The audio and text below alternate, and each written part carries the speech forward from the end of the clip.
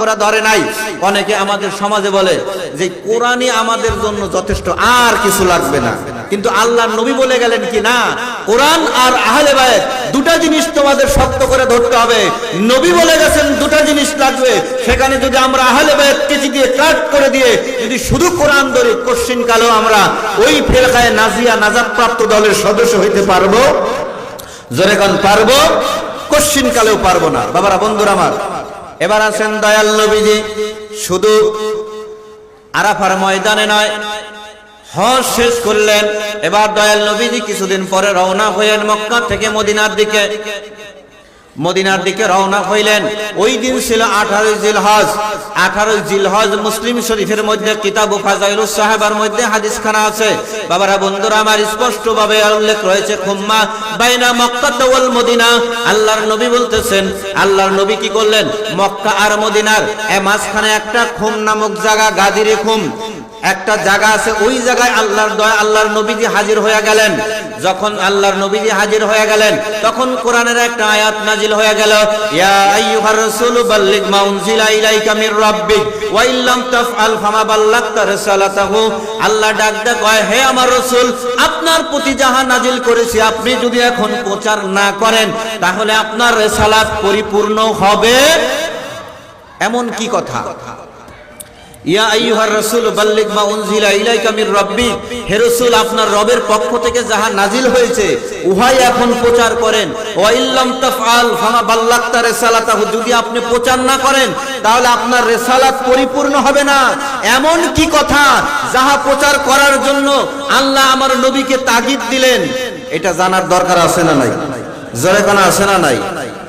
এই আয়াতে কারিমা দ্বারা প্রমাণ হয় যে আল্লাহ রাব্বুল আলামিন আমার নবীর উপরে আগেই কিছু নাজিল করেছিলেন, নবী ওইটা প্রচার করতে বিলম্ব করতেছিলেন বিধায় আল্লাহ আবার নবীকে স্মরণ করায় দিলেন। ঠিক না বেঠিক? হে নবী, হে রাসূল, আপনার প্রতি যাহা নাজিল করেছি, রবের পক্ষ হইতে যাহা নাজিল হয়েছে উহা প্রচার করুন। কি নাজিল হয়েছে সেটা কিন্তু আমরা জানি না, কিন্তু আল্লাহ তাগিদ দিলেন আপনি এখন প্রচার করেন। যদি প্রচার না করেন তাহলে আপনার রিসালাত পরিপূর্ণ হবে? জোরে বলেন, পরিপূর্ণ হবে? আল্লাহর নবীজি স্টপ হলেন, দাঁড়ায় গেলেন। বেলাল রাদিয়াল্লাহু আনহুকে ডাকলেন, বেলাল, তুমি কিছু কিছু সাহাবীদের এই গাট্টি বক্সা নিয়ে একটা স্টেজ বানাও, আমি নবীজি একটু ভাষণ দেব, খুতবা দেব। দয়াল নবীজি ওই গাদির খুম প্রান্তরে আবার আরেকটা ভাষণ দিলেন। অনেকক্ষণ দীর্ঘক্ষণ ভাষণ দেওয়ার পরে আল্লাহর নবী বললেন, আমি কি তোমাদের জানের চাইতে প্রিয় নই? তখন সমস্ত সাহাবেরা 1,24,000 সাহাবী ছিল ওখানে, 1.25 লক্ষ সাহাবী, তারা সমস্ত সাহাবী একস্বরে বলল, ইয়া রাসূলুল্লাহ, জি, আপনি আমাদের প্রাণের চাইতে প্রিয়। এরপরে নবী বললেন, আমি কি তোমাদের মাওলা নই? সমস্ত সাহাবা کرام বলল, ইয়া রাসূলুল্লাহ, হ্যাঁ, আপনি আমাদের মাওলা। তখন আল্লাহর নবী বললেন, আয়না আলী, আলী তুমি কোথায়? তুমি আমার পাশে এসে দাঁড়াও। যখন দয়াল নবীজির পাশে হযরত মাওলা আলী আলাইহিস সালাম দাঁড়ায় গেলেন, তখন দয়াল নবীজি ওনার হাত মোবারক দ্বারা মাওলায়ে কায়নাত মাওলা আলীর হাত উঁচু করে বললেন, ও সাহাবীরা, কিছুক্ষণ আগে তোমরা স্বীকৃতি দিয়েছো যে আমি তোমাদের মাওলা। আজ থেকে আমি নবী ঘোষণা করে গেলাম, মান কুনতুম মাওলাহু ফাআলিউন মাওলা। চিৎকার মেরে বলেন সুবহানাল্লাহ। ও সাহাবারা, তোমরা যারা আমাকে মাওলা হিসাবে স্বীকার করেছো, আমি বলে গেলাম আজ থেকে আমি যাদের মাওলা ছিলাম, আজ থেকে আলী তাদের মাওলা। জোরে বলেন সুবহানাল্লাহ। তাহলে আল্লাহর উপরে, আল্লাহ নবীর উপর আয়াত নাজিল করলেন কি, হে রাসূল, আপনার প্রতি যাহা নাজিল হয়েছে উহা প্রচার করেন। যদি প্রচার না করেন আপনার রিসালাত পরিপূর্ণ হবে না। এমন কি জিনিস যাহা প্রচার না করলে নবীজির রিসালাত পরিপূর্ণ হবে না? ওই জিনিসটা কি?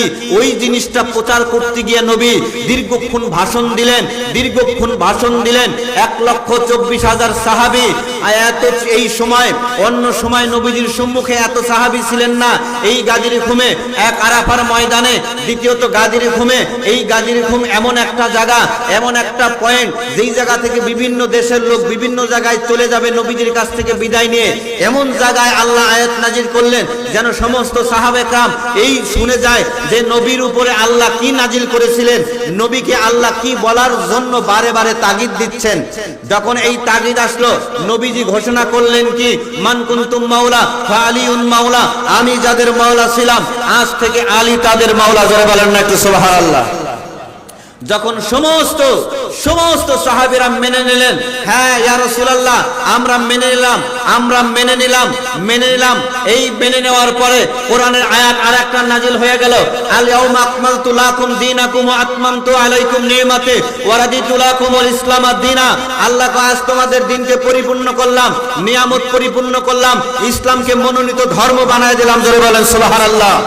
তাহলে ইসলাম পরিপূর্ণ হইল, নিয়ামত পরিপূর্ণ হইল, আমাদের ধর্ম পরিপূর্ণ হইল ওই দিন যেই দিন আল্লাহ রাব্বুল আলামিন আমার দয়াল নবী দিয়ে তাকিদ দিয়া মাওলা আলীকে মাওলা হিসাবে স্বীকৃতি দিলেন, সমস্ত সাহাবীরা মেনে নিলেন। জোরে বলেন ঠিক না বেঠিক?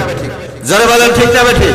বাবারা, বন্ধুরা আমার, তফসিরে দুররে মনসুর, তফসিরে মাজহারি, তফসিরে কবির, তিনটা তফসিরের এই সূরা মায়েদার 67 নম্বর আয়াতের ব্যাখ্যার ভিতরে উল্লেখ রয়েছে। হযরত ইবনে মাসউদ রাদিয়াল্লাহু আনহু বলতেছেন যে রিসালাতের যুগে আমরা কি করতাম, আমরা এই সূরা মায়েদার 67 নম্বর আয়াত তেলাওয়াত করতাম এইভাবে।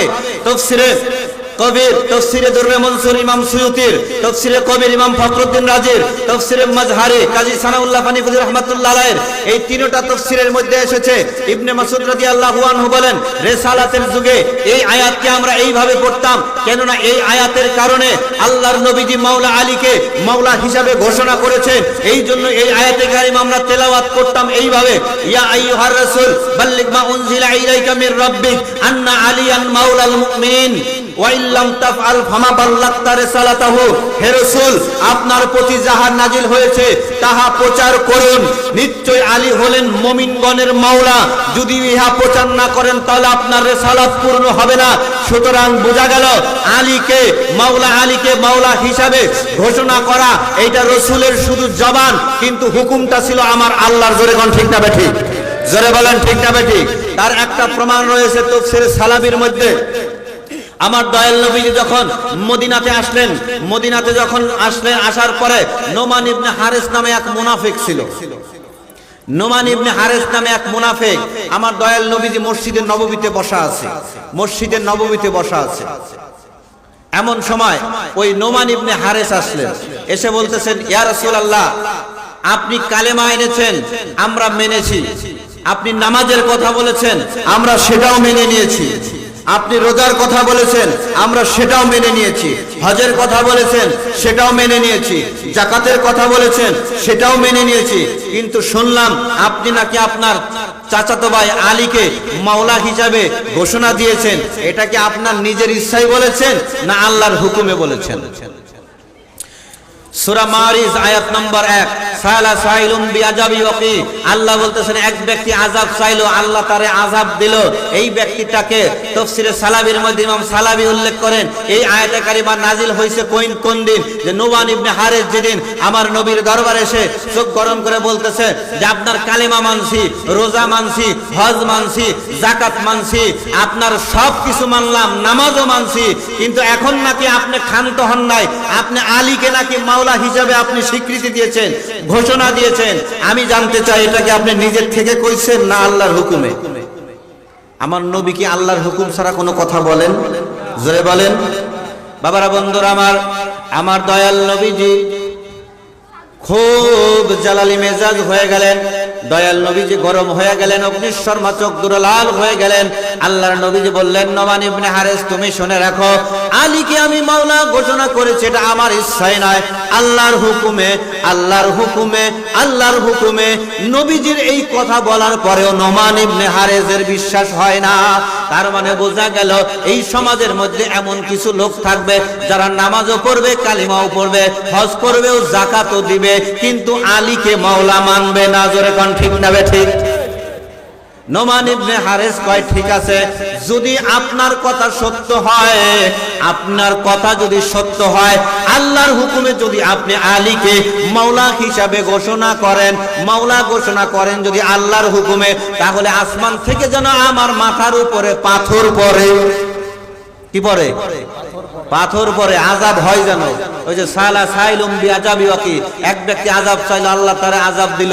ওই ব্যক্তি তো আযাব চাইছে। ইমাম সালামি বলতেছেন, যখন এই লোক, এই মুনাফিক নোমান ইবনে হারিস এই কথা নবীর জবান মোবারকের কথাও তার বিশ্বাস হলো না, সে আলীকে মানতে চায় না মুমিনদের মাওলা হিসাবে, তখন এই ব্যক্তি যখন এই মসজিদে নববী থেকে বের হয়ে গেল, আমার আল্লাহ কয় তুই আলী রে,